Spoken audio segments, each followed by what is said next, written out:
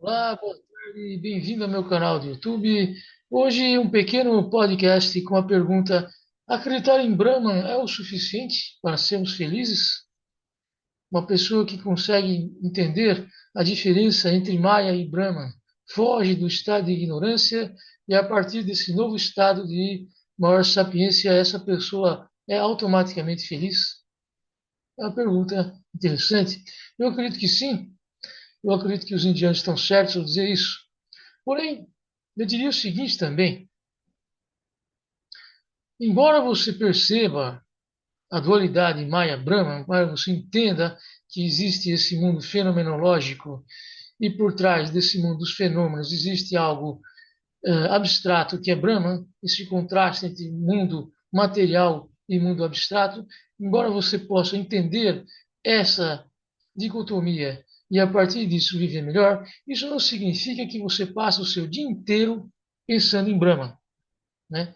O pensamento em Brahma ele vem e vai, ele não fica o dia inteiro na mente da pessoa, correto? Então, por eu mesmo fazendo uma introspecção, muitas vezes sim, é o pensamento que eu tenho, porém, outras vezes é diferente, às vezes é meio estético, por exemplo, é meio que eu encarno um personagem, às vezes eu me sinto parecendo um indiano, eu me sinto parecendo um chinês, por exemplo, né? É meio estético, é meio de personagem. Isso também acontece, né? Vai e volta também, né? Mas também é parte do nosso dia a dia. Outra grande parte do nosso dia a dia nós fazemos, nós preenchemos com apenas que devaneios, né? O que seria se eu tivesse feito assim? O que poderia ter sido diferente na vida?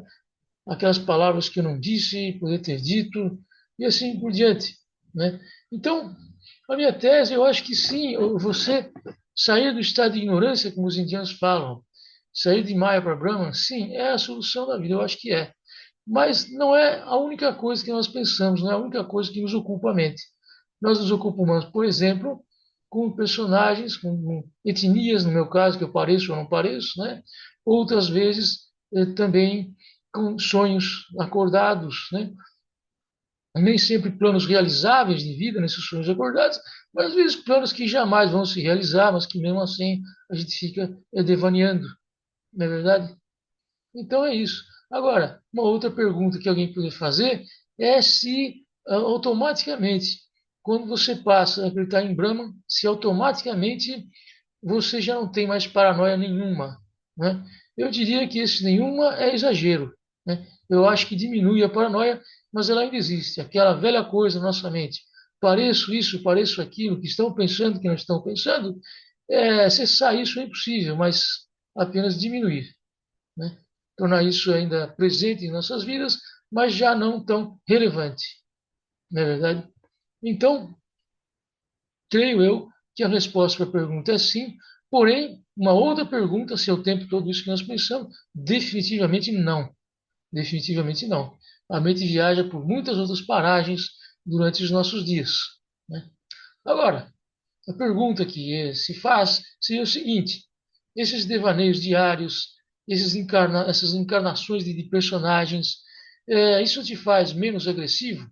Provavelmente sim. São raciocínios que fazemos que nos tornam mais calmos e menos agressivos. E, nesse sentido, colaboradores da nossa conexão com o Brahma.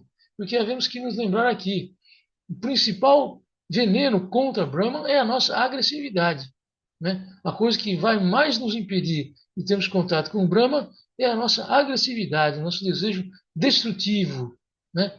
Destrutivo das outras pessoas ou do que quer que seja.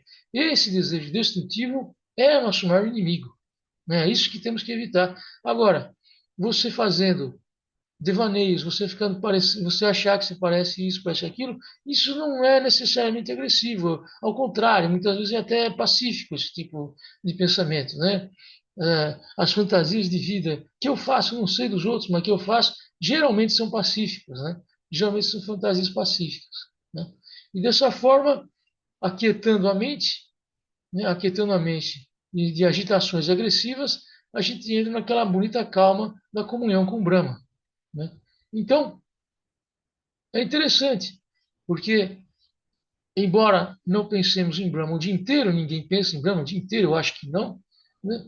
Embora seja assim, também outros aspectos da nossa existência, nós podemos nos afinarmos para que fiquemos mais próximos a Brahma, não é verdade? É claro que eu estou falando aqui da minha introspecção. É impossível saber se a minha introspecção ela vai coincidir com os meus ouvintes, não é verdade? Às vezes a gente faz isso, a gente faz introspecção e acha que todo mundo é igual. Às vezes não é, às vezes é, às vezes não é. Não sei se isso ecoa bem na minha audiência, porém, esse é o raciocínio que eu faço hoje. Brahman é o raciocínio mais importante, mas nós fantasiamos, nós encarnamos personagens, tudo continua existindo, até mesmo um pouco de paranoia. Tá certo? Muito obrigado e continue me seguindo no meu canal do YouTube.